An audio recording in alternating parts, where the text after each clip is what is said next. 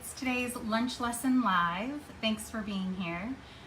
If you're here watching on the original, just say live in the comments below, or if you're watching on a replay, just say replay below. Thanks so much for coming. Today's lunch lesson is on Facebook tips. So you guys voted. A quick shout out to Wynn and Cheryl. Thank you for voting. Hey Taylor, thanks for being here. Thanks so much for voting. So Wynn and Cheryl, I posted every week that you can vote on today's topic on each week. So if you have a topic you want to discuss or you want to cover, feel free to suggest it in the comments below, or you can vote when that post goes up. So feel free to check it out. So today we are going to talk about Facebook. So if any of you have struggled with getting noticed on Facebook, right? I feel like that is such a common theme with business owners. So if you've struggled, say frustrated or struggled below in the comments, because you are not alone. It is tough to be seen.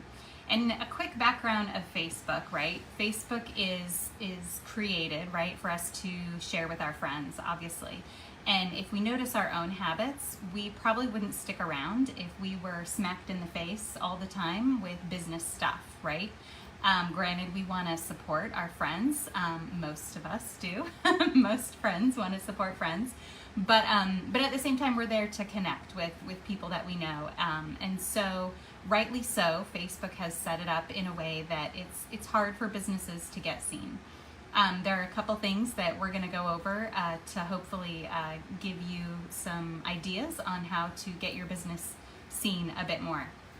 So really quick, if you are a business owner, this video is for you, right? If you're a business owner, if you are a mompreneur, if you are a coach looking to start finding more clients and generating leads, this video is for you. So I'm glad you're here. A real quick background of me, right? I've been getting businesses seen online for the last decade. My husband and I started a cute little bike shop, coffee shop. If you ever went there and got coffee, say coffee below. Brooke, if you're watching, right? We loved our red velvet latte, so I miss that for sure. But it was really great, and we got a lot of customers in, and we loved seeing people in our community. We found Facebook to be really our number one driver for business. It seemed like, right? And also the strange thing about Facebook is that most people are on it every single day, right? So even if you ask clients, hey, how did you hear about us, right? More than likely they're gonna say Facebook. Whether they actually saw your email blast, or whether they maybe caught you on Instagram, or maybe they saw an ad in the local mailer or something like that, right? They're probably gonna say Facebook. So just because it's where probably the majority of people spend the most amount of time. And that could range. If your target audience is maybe younger, a younger crowd, more professionals, maybe that's not where they're hanging out. But certainly if your target audience is moms or dads, or people in their, I would say 30 and above, right? Probably even maybe 25 and above, they're most likely on Facebook and spending most of their time on Facebook. So it's love it or hate it. I always say it's the place you have to be. And they hold all the cards, right? They have the most information, they have the most people, the most users, and the most engaged users. So I think the stats are something like a third of the planet, right, is on Facebook. So if you're not on Facebook for your business, you're certainly missing out. And sometimes I say, even if you just have a page and you post to it and you don't feel like you are getting much engagement, it's still a placeholder, right? And I think I said this before in last week's video, that even if like people aren't engaging a lot with your page, if we tend to stalk businesses that we want to do business with, right? So I don't know if you guys have done this, but if you see something or hear about a restaurant, immediately, right, you're either checking out on Facebook or Google reviews or something like that. But if you're like, oh my gosh, I heard about like this wine bar, right? There's this new wine bar in Oviedo, and I'm like, oh my God, I keep hearing about this. So of course I check out on Facebook, and you can go to their business page and see what they have going on. So it's really, I often say it's really you need at least a placeholder, right? So people can search you, find you, see what you've got going on. And I think it's really important to stay current, because I don't know if you guys do this, but if I look at other businesses and I'm like, oh my gosh, they haven't posted in a year. Like, are they even in business still, right? Do they even care? Sometimes they don't need to, right? Sometimes they're so popular that Facebook isn't their main source of customers. So sometimes they really don't need to post. But if they're not, I'm like, wow, are they still around? Like, it has me questioning, and then I might move on and forget about them. So I think it's really important to still keep posts going on Facebook. And the key then is going to be to how to get more engagement, right, with those posts. So, back to the bike shop, we really had to figure out a strategy. And I think that's the most important thing. Just putting posts up, like I said before, is not a strategy. You really need a way to gather the customers and get them coming back and remind them of you. So I always say, like I think a freebie is one of my favorite marketing tools to get people to, if they notice you on Facebook, get them to sign up for your newsletter, something free. If you want to get them to go to your website and check out your shop, something like that. Tell them, one, what to do, right? Give a good call to action. And then also try to gather their data, so at least their email, so that you can follow up later. So much of the sale happens right in the follow-up. And that's something, honestly, that we learned at the bike shop really kind of late in the game. I wish we would have kind of learned it sooner. But what I learned after the bike shop closed with so many other businesses that I've helped, that it is so profound to have an email list and a way to contact the people who are already interested, right? It's like gathering the people who have already been like, hey, I like your stuff, and say, hey, I've got more stuff to check out. So the email list is really, I think, a valuable tool. So back to our Facebook tips, I would say the number one way to kind of beat that algorithm, right? Facebook, we all talk about the Facebook algorithm. It's like this enigma that, nobody knows, and it's always changing, and things are crazy. So what I like to say about Facebook is, like I said, it's really designed for our friends. So you want to keep that in mind with your own habits, right? Are you seeing businesses in your feed, or are you seeing mostly friends stuff? Or are you seeing the things that you have recently engaged with, right? So often, and many people do this, I do this all the time, if I notice I'm seeing a lot of stuff I don't really like, I'm like, I gotta stop liking that kind of stuff, right? I don't know if you guys do that, but you kind of curtail your own feed to what you want, right? What you want to see more of. So, and that's kind of the name of the game. You want people to engage with your posts so that your posts get shown to more people, right? So I always say you could have 1,000 followers on your Facebook page, and not one of them is seeing your stuff. And that's really frustrating, right? If you're frustrated with Facebook, say frustrated below, because it happens a lot. But I really think so my number one tip is ways to break above those algorithms, right? Facebook really puts businesses at the bottom of the totem pole. They're going to show you your friends' stuff far more frequently than business stuff. So if you have people that like your stuff, then you're going to bump up the algorithm, bump up the totem pole so that people will see you more. So one way to kind of break through that algorithm is with videos. So they are saying, right, videos, and they've been saying for a number of years, videos get like 135% more engagement than just a post alone. And I really think it's important to do maybe a combo, right? Try it out and see on your own Facebook page what is getting more engagement, if it's just a post with a few little words, or if it is a video, or if it's just words, right, if you're in the Facebook group, I love how you can do posts now with like big words, and you can change the background, super easy, right? I love that about Facebook. I haven't tested out. I mean, I have maybe a little bit on Facebook, more so on Instagram, but to see what performs better. if those just word posts with the colored background, if that performs any differently than a regular picture. I kind of don't think so, but I do think it performs better than just words without the colored background, if that makes sense. So I do think those are powerful, but definitely video. So if you have not played around with video, it's really easy, right? You don't have to put your face on if you're not comfortable with that. You don't have to do, a live video like this or film something.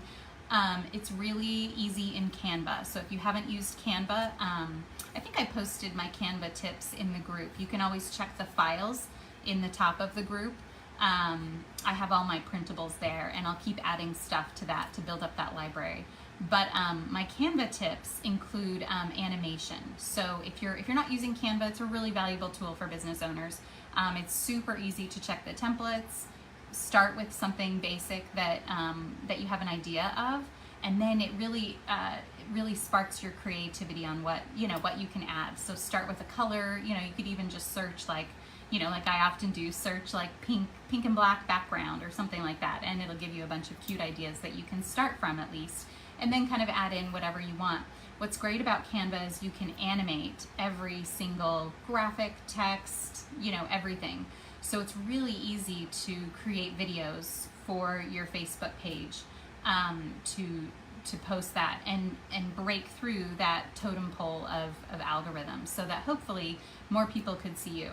So try it out, right? Try out one day, try just a regular image post, and then the next day try a video and see how they perform. See if you get more people just based on a video.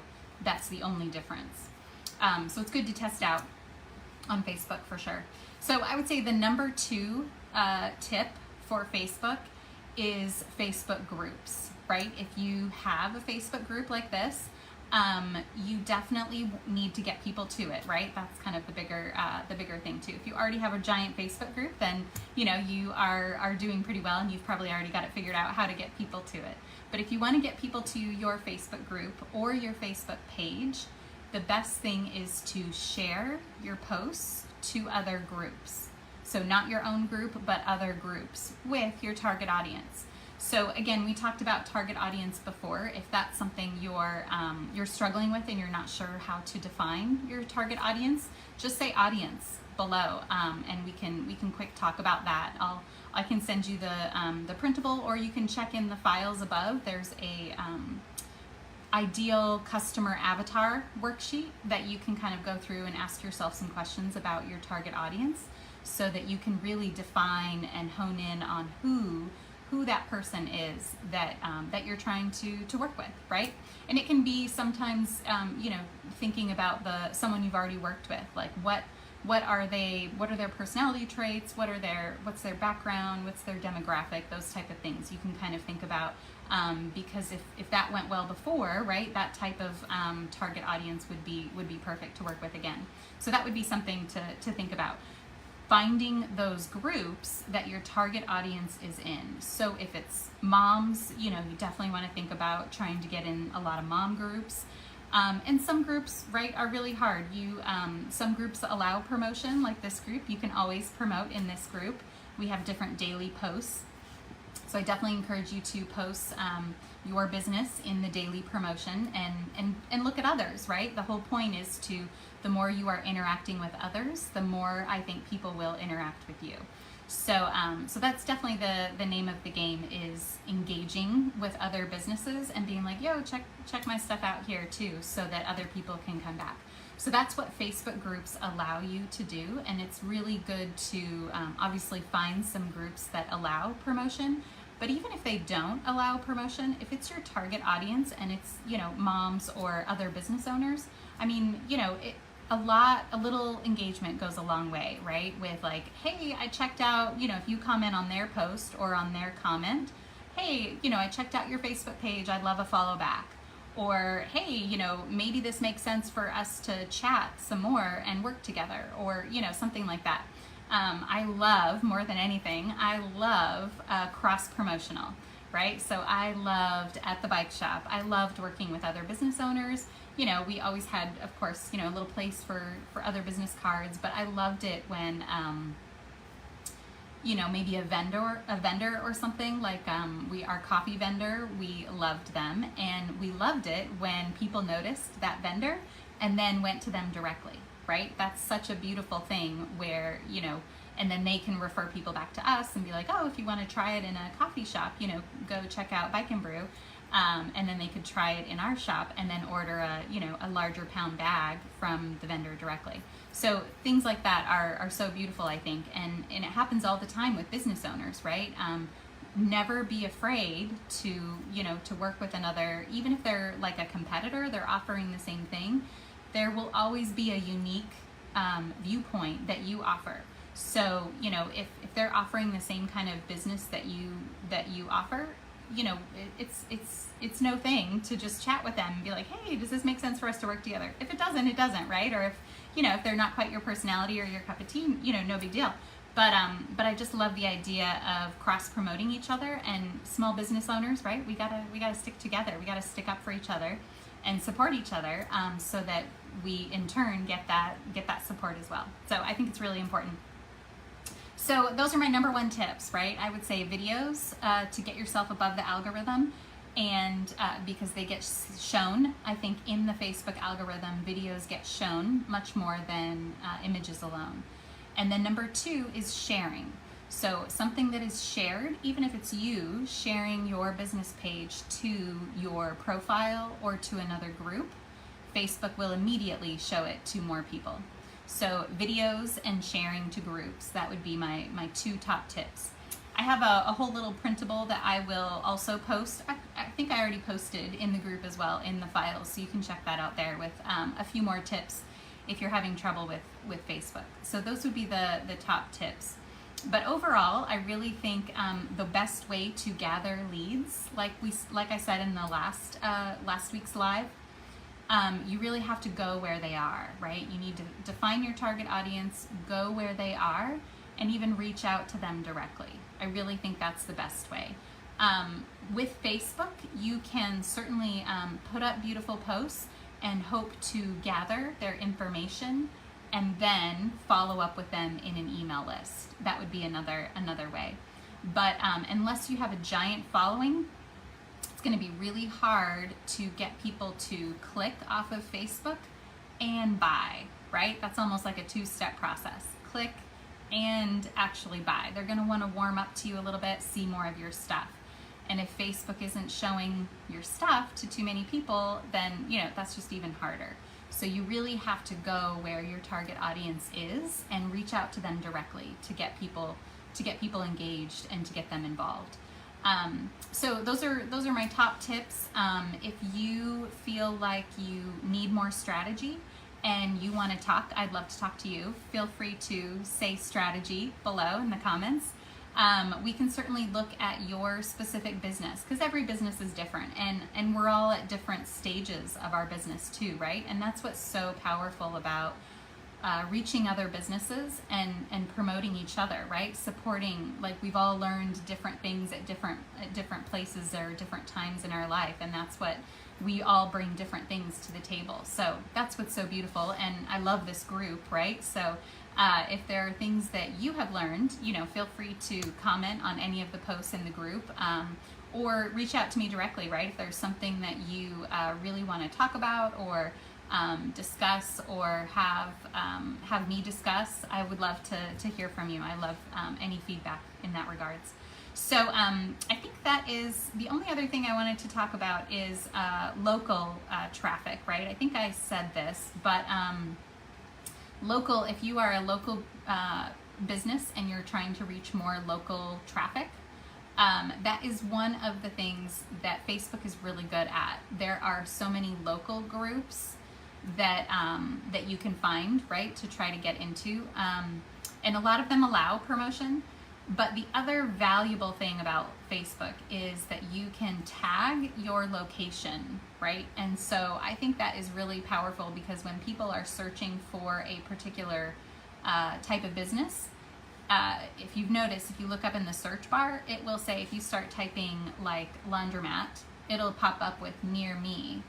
And right, Google does that, and I'm pretty sure Facebook does that too, but it will automatically find businesses near you. They're not going to, you know, if you're in Florida, here in Florida, they're not going to show you a laundromat in Alabama or something like that, right? Obviously, they're going to show you. So if you're a local business, I think that was really valuable for us at the Bike Shop, and that has helped a lot of my other clients since then to tag your location in your posts on your Facebook page. So, you know, as one of the, you can upload a picture and then you can tag a location.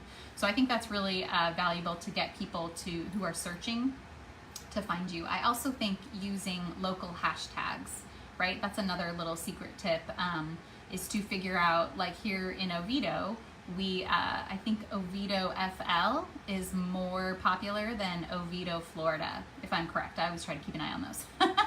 But if you're trying to do, you know, if you're trying to get local traffic, try and figure out some local hashtags that people are using and put those hashtags in your Facebook post. One thing I think I've heard, I always try to shoot for like 5 hashtags on Facebook, and I try to rearrange them. What's nice is you can save hashtags in your on your page.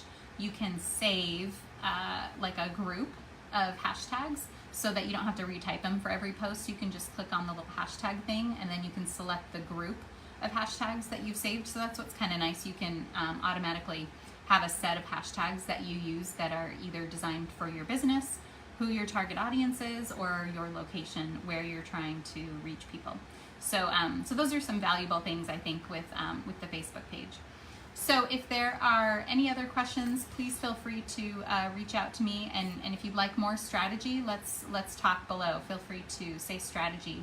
And I'd love to look at what you're doing currently and give you some ideas on what can maybe help your business reach more people and get those qualified leads to wherever you want them to go, right? Whether it's your website or your Facebook group or any of those things. So feel free to reach out.